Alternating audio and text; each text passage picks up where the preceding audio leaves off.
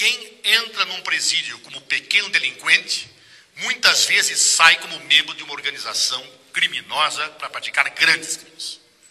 Ou seja, nós temos um sistema prisional medieval que não é só violador de direitos humanos, ele não possibilita aquilo que é mais importante numa sanção penal, que é a reinserção social daquele que foi colocado na situação de privação da sua liberdade. Se fosse para cumprir muitos anos numa prisão, em algumas prisões nossas, eu preferia morrer, João. Eu te falo francamente, eu não acho que ela traz mais temor, não. Falo, é minha opinião pessoal.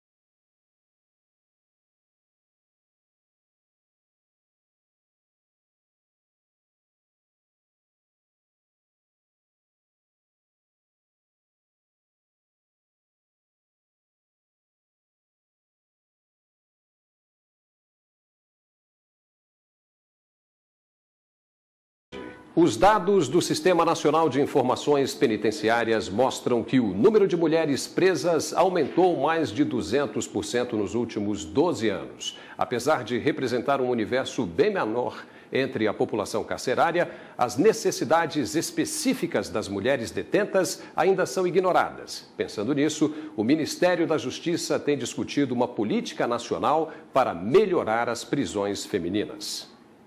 Ela cresceu em um mundo cercado por pessoas envolvidas com a venda de drogas e não teve jeito. Camila acabou na cadeia por tráfico e associação.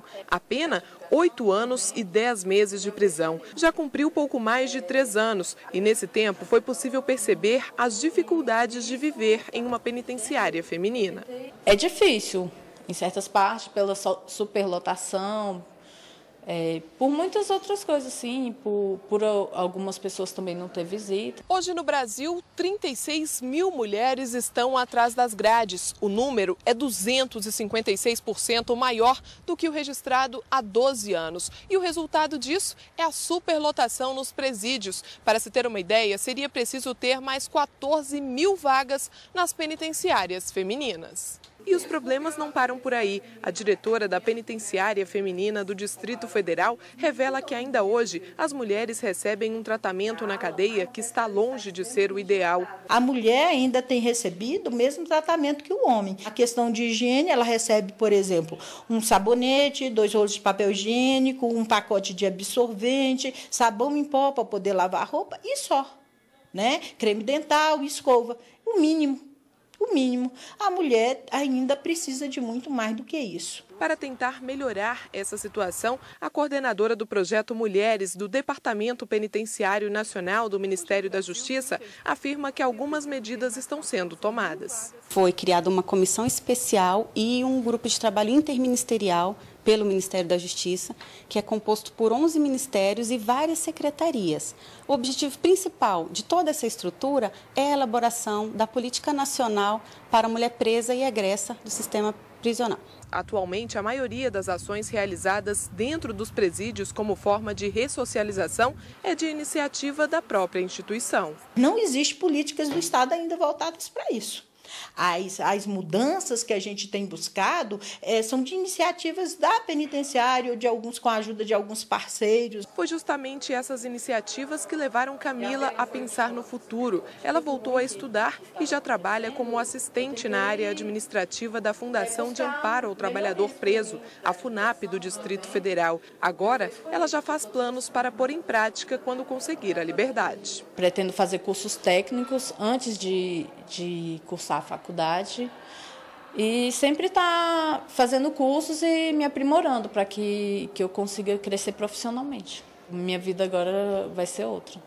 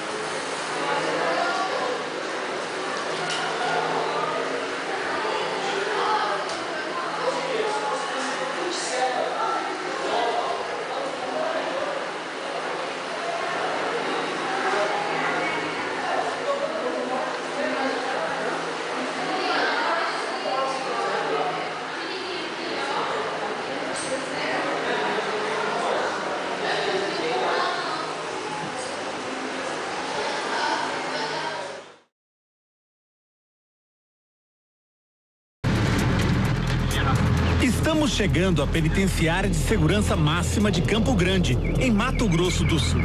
Aqui estão alguns dos maiores criminosos do país.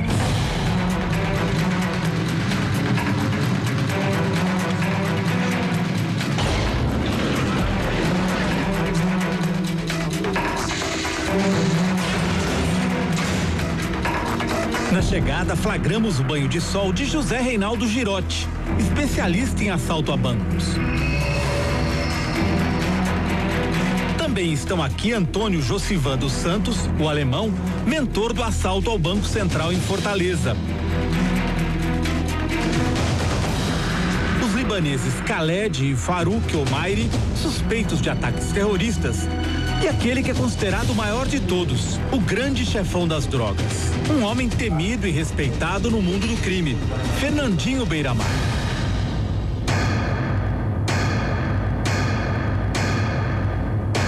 Segundo a Justiça, Beiramar chefiou uma rede de tráfico com ramificações no exterior e chegou a controlar mais de 70% de toda a cocaína vendida no Brasil. Ainda hoje, mesmo isolado, estaria no comando de negócios administrados por vários comparsas. Desde que foi preso pela última vez na Colômbia em 2001, Fernandinho não fala com jornalistas. Agora, vai romper o silêncio.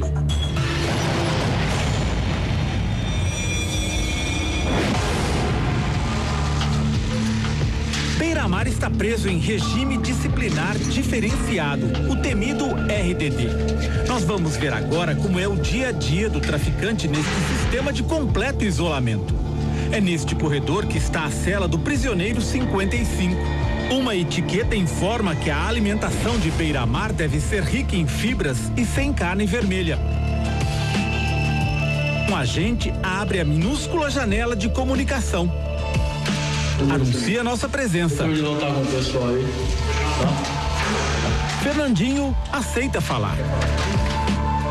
Tudo bem? Bom dia. Bom dia. Como que é a penitenciária aqui? Penitenciária aqui é uma fábrica de fazer louco. Por quê? Família, distância familiar. Beiramar está mais magro que nas últimas aparições em público. Está bem, completamente novo. O cara tem que estar bem no local desse. Ou o cara tem um problema de saúde, ou emocional, ou o tipo de problema que o cara tem. Porque o cara que está aqui, se ele está bem, completamente normal. Você me falou que isso aqui é uma fábrica de louco, é isso? De quê? Uma fábrica de louco, você me falou? Isso aí é uma fábrica de fazer louco. De monstros, não é só louco, não.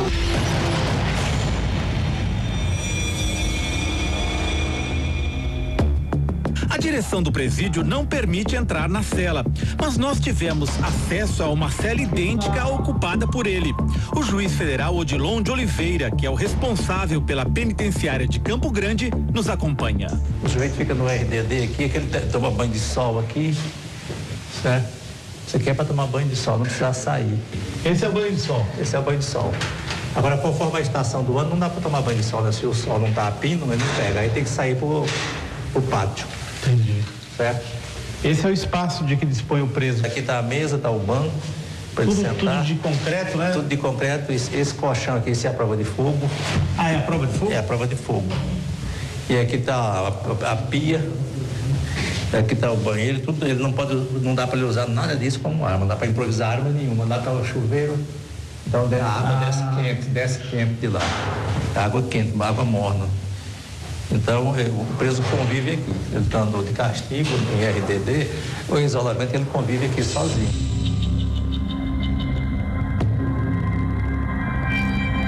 Os detentos só levam para dentro da cela o uniforme, roupas de cama e poucos objetos.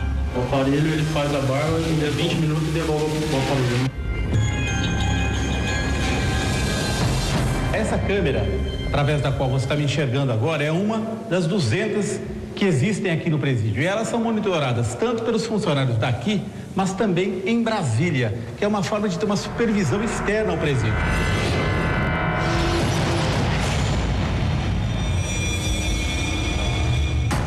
No RDD, o isolamento total pode chegar a 24 horas por dia. Se o banho de sol for no pátio, o preso ficará sozinho. Apenas 1 hora. Não há rádio, nem TV, nem jornais. Só os livros da biblioteca do presídio são permitidos. Vi na cela que Beira-Mar tinha um livro da autora chilena Isabel Allende. E você lê tudo, de tudo? Bom, aqui eles não permitidos.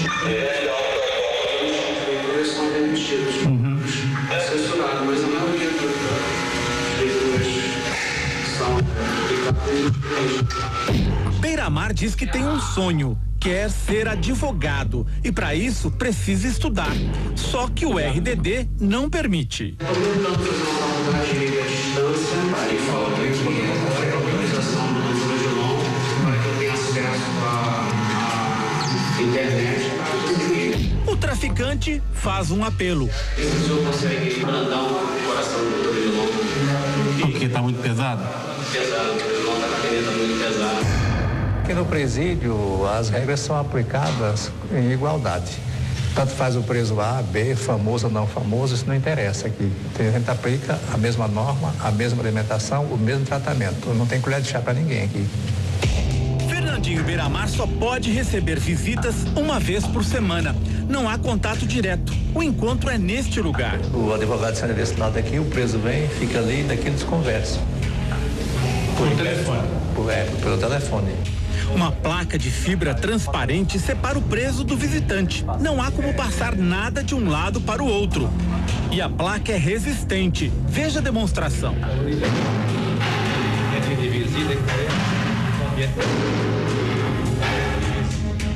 O preso tem direito. Um ser humano, ele tem os direitos. Agora ele tem que cumprir rigorosamente as regras aqui do presídio.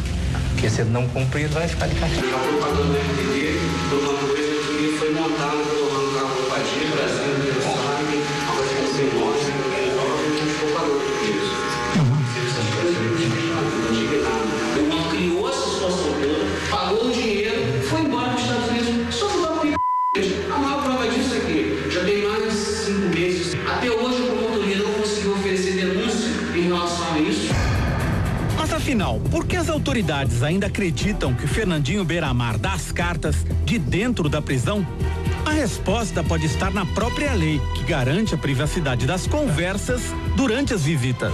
Ele não continua liderando assim totalmente, mas ele tem condições de fazer contato, sim. Qualquer preso que tem condições de fazer contato com o mundo exterior, mesmo porque a lei garante ao preso visita.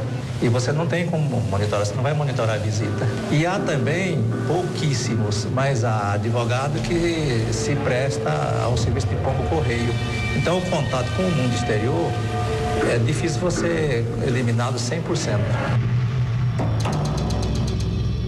E quando dizem que você continua daqui de dentro controlando o tráfico, o que você diz? Eu acho que isso aí é uma ilusão.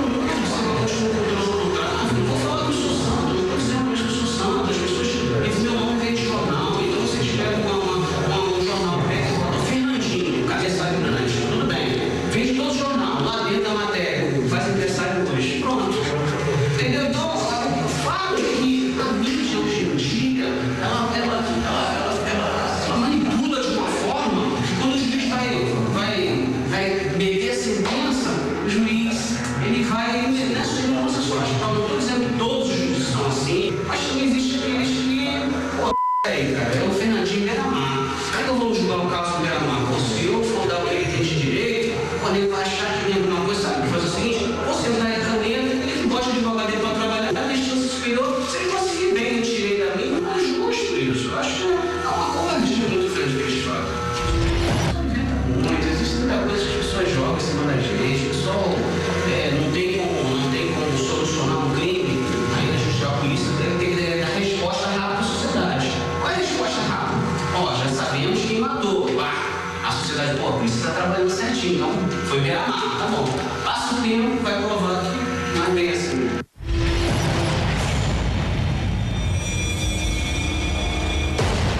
No regime de isolamento, Beira-Mar não tem direito a visitas íntimas, mas obteve autorização para se casar em setembro do ano passado com Jaqueline Alcântara de Moraes. Os dois têm 3 filhos. Depois da cerimônia no presídio, Jaqueline organizou uma festa no Rio para centenas de convidados, num condomínio de luxo. Pouco tempo depois, ela foi presa, acusada de ser a número 2 da quadrilha. Fernandinho teve outros relacionamentos. Ele reclama da dificuldade para ver os filhos. A visita é quarta e quinta, os filhos estudam, não pode vir esses dias. Se vier aqui, a maioria tem que vir de ônibus, tem que perder 2, 3 dias, nesses 4 dias, vocês são 25 horas de dormir para cá de ônibus, mais 25 para voltar. Então a pessoa perde 4 dias, quer dizer, uma criança vai perder 4 dias de aulas, quer dizer, não pode vir todo mês visitar. Você tem 11 filhos? 11 filhos de genéticos. Entendi. E eles vêm te ver? Não tem frequência agora aqui no colégio, mas nas férias sim, porque férias vai dar. Desde a última prisão, em 2001, Beiramar foi transferido de presídio 11 vezes. Ele diz que preferia ficar perto de casa, no Rio. Da minha família, nós estaríamos perto da minha família. Mas, racionalmente, eu preferia não ir para o Rio, porque se eu voltasse para o Rio, soltasse da sala do secretário de segurança, na hora alguém ia me mandar de volta para cá.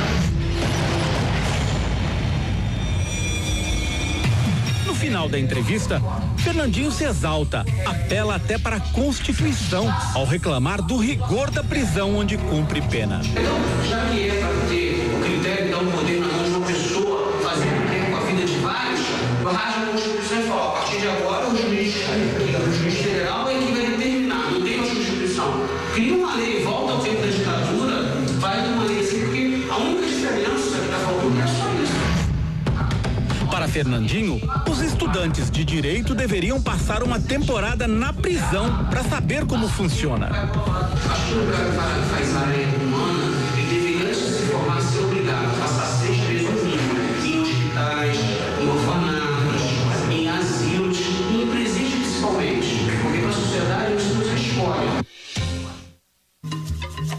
Homens que dormem ao lado de porcos, na pocilga de uma colônia penal agrícola, onde não se planta sequer um pé de alface. Onde caberiam 80 homens a 600, largados, abandonados, no chiqueiro. Construíram seus próprios barracões com restos de material encontrado no lixo. Aqui, cada um se vira como pode. É meu lugar de dormir. A tua cama? É minha cama.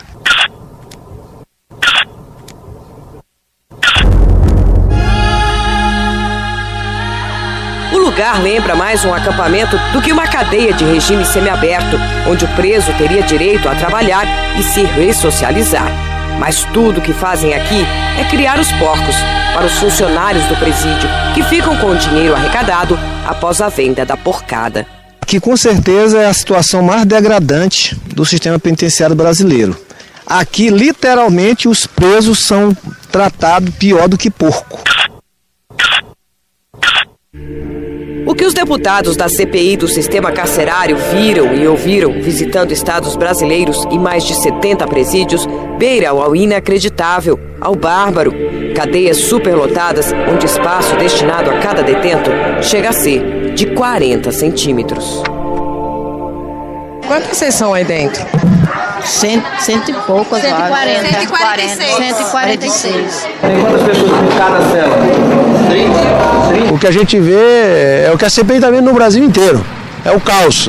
Há 24 anos foi assinada a LEP, Lei de Execuções Penais, que determina os deveres e os direitos de todos os presos brasileiros. Foi assinada no ano de 1984. O juiz visita você aqui. O promotor passa por aqui.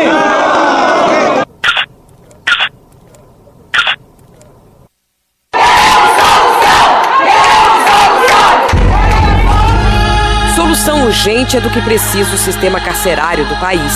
Veja as imagens. Dá para chamar isto de cela? E isso? Como definir este local, que abriga 300 detentos? Em buracos de 2 metros quadrados se espremem 7, 8 homens. No pátio, cheio de lixo, os detentos circulam também no meio da água com fezes e urina que sai do esgoto da cadeia. Mais imundície só mesmo na privada da cadeia, onde só é permitido jogar água uma vez por dia. Em fogareiros improvisados, os detentos preparam suas refeições. Foram centenas de reclamações de presos que terminaram de cumprir a pena, mas continuam atrás das grades porque não têm advogados nem defensores públicos. Eu mesmo aqui estou com 2 anos e 8 meses aqui, ó, preso, sem condenação, não tenho nada, nunca fui por fora. Presos provisórios que nem sequer foram julgados ainda e que são levados irregularmente para estes presídios superlotados. Quem é preso provisório aqui que não foi condenado ainda?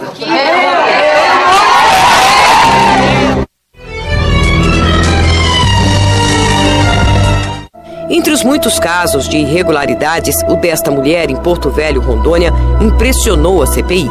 Mãe de 4 filhos, ela foi presa por ordem de uma juíza da Vara Cível.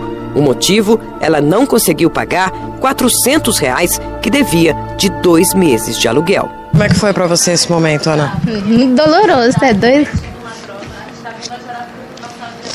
Não tem passagem? Não, nunca. Advogados que assumem o caso pegam o dinheiro e desaparecem ou simplesmente não defendem o cliente que o contratou.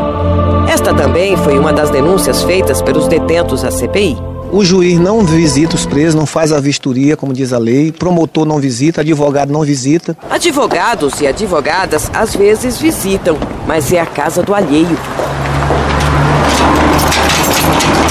Esta mulher, de 60 anos, presa em Goiás, contou aos deputados que foi procurada por uma advogada que prometeu defendê-la da acusação de homicídio. A advogada a convenceu a entregar as chaves da casa e o cartão de aposentadoria para que retirasse o dinheiro no banco, com a parte do qual a presa aposentada pagaria os honorários da defesa. O dinheiro foi retirado pela advogada na agência bancária. Na sequência, ela foi à casa da aposentada e levou tudo que encontrou pela frente. E acredite, a advogada também levou a carroça e o cavalo da cliente. E, é claro, nunca mais apareceu. Em Brasília, ao lado de um presídio superlotado, a CPI encontrou este, ocupado apenas por um casal de passarinhos. Parece um presídio fantasma, com pátios e celas vazias. Aqui caberiam 500 homens, mas está abandonado porque não há funcionários para cuidar dos presos se eles fossem transferidos para cá. Como é preciso, mas ninguém contrata agentes, a cadeia fica vazia, enquanto outras no Distrito Federal estão abarrotadas. O déficit de vagas no Distrito Federal é de 2.000. Determina a lei. O condenado será alojado em cela individual. O ambiente terá salubridade. Cabe às autoridades providenciar o vestuário dos detentos. Eu nunca recebi uniforme aqui para elas. O Estado não fornece? Nunca foi fornecido. Aos apenados será garantida a assistência educacional. Alguém de vocês estudam aqui?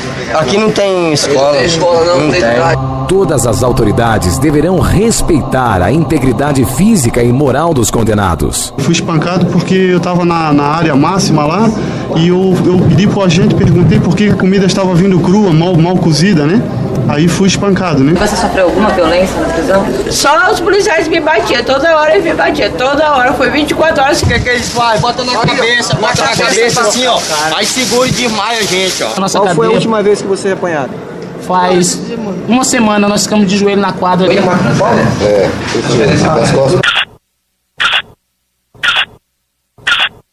A CPI começou em agosto de 2007 e se estendeu até junho de 2008. Participaram dela 22 deputados de todos os partidos que se uniram com o objetivo de fazer um raio-x do sistema prisional, mostrando, afinal, a cruel realidade das cadeias e como são tratados os brasileiros que vivem atrás das grades. Sabem os deputados a gravidade de muitos crimes cometidos por este batalhão de homens e mulheres que superlotam as cadeias. Deixaram pais sem filhos, filhos órfãos, traficaram e roubaram. Merecem as condenações e a prisão, mas entende a CPI que, se tratados de forma decente, com o dinheiro aplicado realmente na sua recuperação, esta legião pode voltar para a rua recuperada, Nos estados visitados, foram dezenas de audiências ouvindo juízes, promotores, secretários, agentes penitenciários e entidades ligadas ao sistema carcerário. Nestes encontros, foram discutidos os problemas de cada região e as possíveis soluções para resolvê-los. Onde o agente prisional não tem segurança. Em muitos estados, a CPI enfrentou resistência por parte de diretores que dificultaram a entrada nas cadeias. Colocaram seus seguranças para observar de perto os trabalhos dos deputados. Muitos tentaram cercear os trabalhos da CPI e dos jornalistas.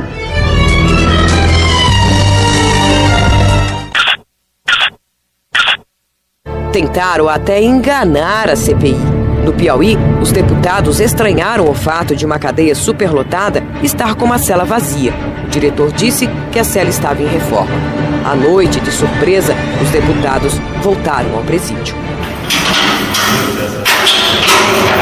A cela estava escura, tudo apagado. Mas como homens morcegos, os detentos agora ocupavam a cela antes vazia. E a lanterna, hein? Sob ordens da CPI, foram retirados da cela, sob os aplausos de outros detentos da cadeia.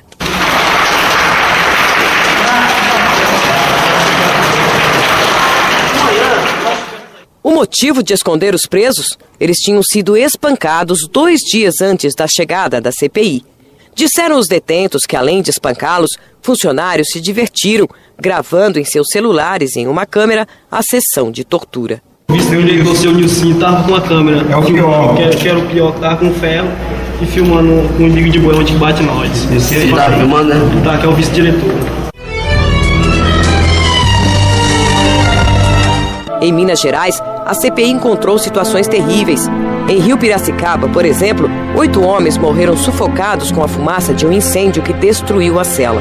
Não conseguiram salvá-los porque o carcereiro levou a chave para casa e não tinham como abrir a cela.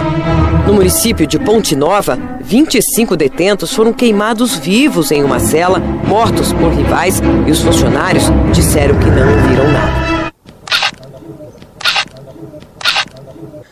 Foram muitas as tristes histórias vistas e ouvidas pelos deputados da CPI. Homens vivendo em verdadeiras masmorras, como esta cadeia em Porto Alegre, no Rio Grande do Sul. O local é sujo, úmido e as celas são buracos. O mau cheiro é insuportável. Viu a CPI homens vivendo num presídio como este, que lembra um estádio de futebol, ou o Coliseu de Roma. Só que este é na Bahia, e os detentos aqui são jogados ao descaso e ao abandono. As celas, originalmente de 6 metros quadrados, foram divididas em cubículos de 1 metro por 1,5 metros. A Bahia é um dos estados onde a superlotação carcerária é uma das maiores do país. Quase 15 mil presos ocupam 5 mil vagas. Ou seja, onde deveria caber 1, tem que caber 3. A realidade é como é que eles pagam a comida nossa aqui, ó. Quando tá com cachorro de bico, ele vai só cheirar e sai. Sai nem cachorro tá comendo lá fora. Viu a CPI no Ceará o máximo da humilhação aos detentos, que recebem suas refeições em sacos plásticos e são obrigados a comer com as mãos porque não há talheres disponíveis na cadeia. Isso aqui no organismo, cria inflamação no organismo do ser humano, isso aqui, ó. Morreu, foi preso aqui tudo por causa disso mesmo. O que se vê hoje que a sociedade ignora, mas que esquece que eles vão sair daqui e vão voltar para lá muito piores do que entraram.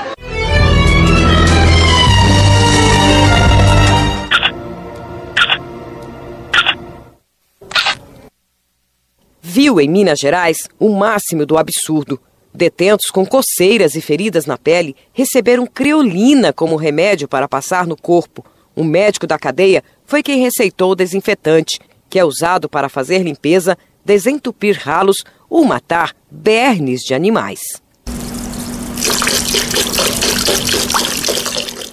No Rio de Janeiro, também em celas minúsculas, os presos vivem amontoados em celas improvisadas. O que chamam de cela aqui no Rio de Janeiro, mas parece uma toca. Tudo aqui é absolutamente improvisado.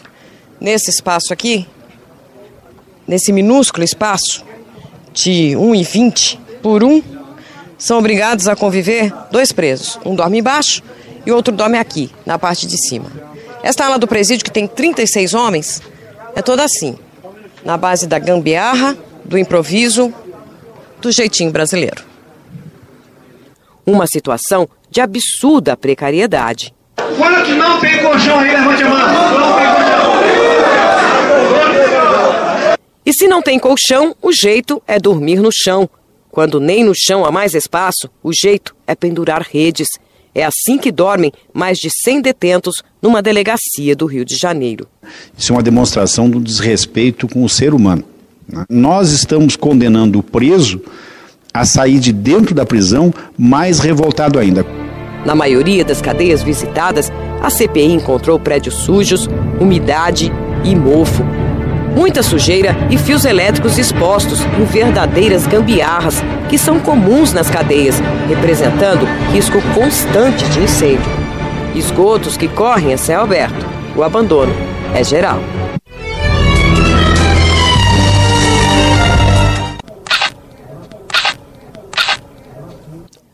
Os presos ficam engaiolados e as imagens lembram as dos porões dos navios negreiros que traziam escravos para o Brasil. Os containers, ou módulos de aço, como também são chamados, foram encontrados em vários estados brasileiros, sendo usados para homens e mulheres. Verdadeiras latas de sardinha, onde os quartos também são de ferro, esquentando muito no calor e esfriando demais no frio. Por custarem mais barato do que as construções comuns, de tijolos e cimento, os containers viraram moda nos presídios brasileiros. Os detentos têm direito à saúde. O senhor está aí doente, com diabetes, com hérnia? Diabetes, com hérnia, sem assistência. Quanto tempo o senhor tem essa doença? Há com mais de um ano. Mais de um ano. E foi passado alguma medicação para o senhor? Nada. Passado remédio nenhum branco. Eu tô precisando ir no médico na rua, doutor, senão eu vou morrer aqui dentro. Eu tenho hepatite, eu preciso de medicamento. Tô indo já, tô em fase terminal, doutor. Quanto tempo você tá assim? 4 anos. Qual é o seu problema? Problema de colostomia mesmo. Neste presídio feminino em Santa Catarina, o dentista contratado pelo Estado recebe seu salário mensalmente, mas só atende as presas se elas pagarem o tratamento, de forma que o dentista, irregularmente, ganha em dobro. Ele cobrou R$100. Você teve que fazer uma obturação nos dentes? Tive. Quanto custou? R$60. O pior é que o dentista cobra, mas não faz o serviço direito. Desta moça, ele errou o dente. Ele arrancou o dente bom e deixou o dente errado na minha boca.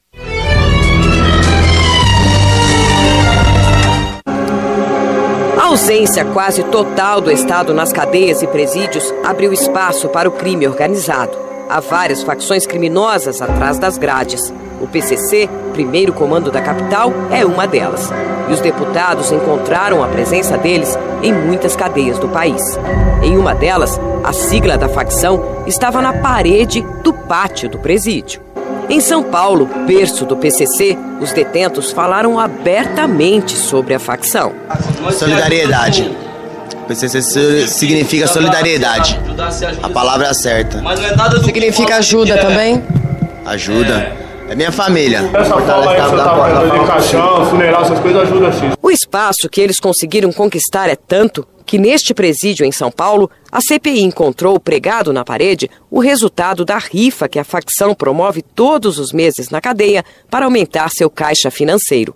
O próprio diretor do presídio admitiu: aqui quem manda é a facção. Eu diria que esse presídio é um dos que é dominado pelo PCC em São Paulo? A grande maioria dos presídios são dominados por eles. Né? Esse não é exceção? Não é exceção. No Rio de Janeiro, as cadeias também são dominadas por facções criminosas. O Comando Vermelho é a mais forte, mas existe ainda o Terceiro Comando, os amigos dos amigos, os inimigos dos inimigos.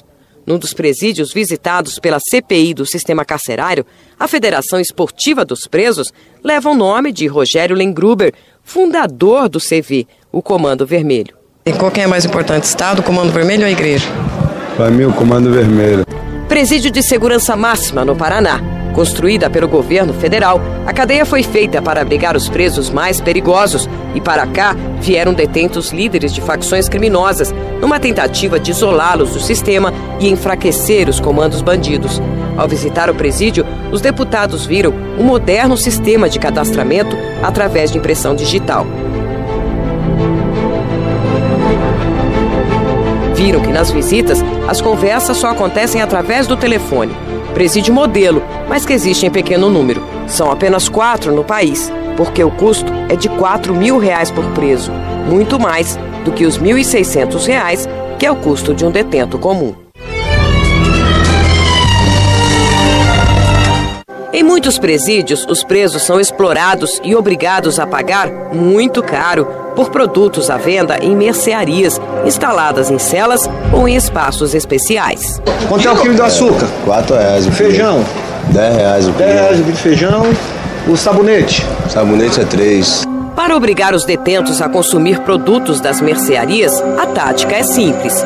A direção proíbe as famílias de trazer para os presos os produtos que se encontram à venda nas lojinhas. Eles não deixam entrar nada.